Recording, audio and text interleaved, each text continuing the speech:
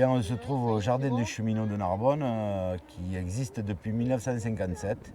Il y a ici 230 parcelles et qui couvre 6 hectares. C'est un jardin extrêmement important. Parmi les 50 centres qu'on a en France, c'est le plus important du territoire. On a 200 jardiniers donc, qui s'adonnent à leur passion favorite, le jardinage. Mais ce qu'on cultive le plus ici, c'est le lien social. Il y a des gens de toute classe, de tout ordre, de toutes conditions qui se côtoient. Et il y a aussi une transmission des savoirs et des savoir-faire qui est très très importante. Cette promiscuité finalement fait qu'il y a des liens sociaux qui sont tissés de longue date. Et en même temps, on a mis à disposition d'associations qui s'occupent de l'insertion des parcelles et ça nous fait avoir un regard différent sur les gens qui sont en difficulté.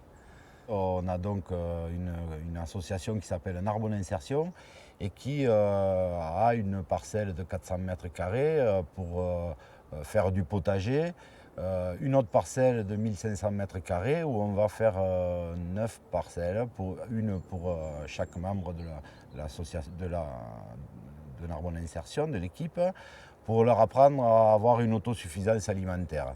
En même temps, ils travaillent sur la création de jardins médiévaux et c'est aussi une base arrière pour eux, plantes médicinales et aussi légumes.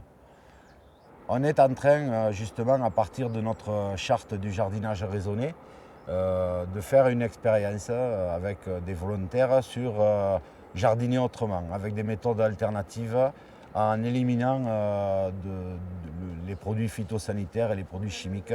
D'ailleurs, nous avons commencé par éliminer tout ce qui est désherbant. On fait tout manuellement. On va créer une unité de compostage centrale de manière à avoir notre propre amendement naturel. On est aussi sur la création d'un rucher familial puisque les abeilles sont des insectes primordiaux pour la pollinisation et donc on va aussi apprendre l'apiculture dans le jardin familial. On est sur le créneau d'une écologie, on va dire, concrète, hein, avec la mise en pratique de méthodes différentes. Donc il y a un retour aux sources pour éviter de polluer plus et avoir malgré tout de beaux légumes.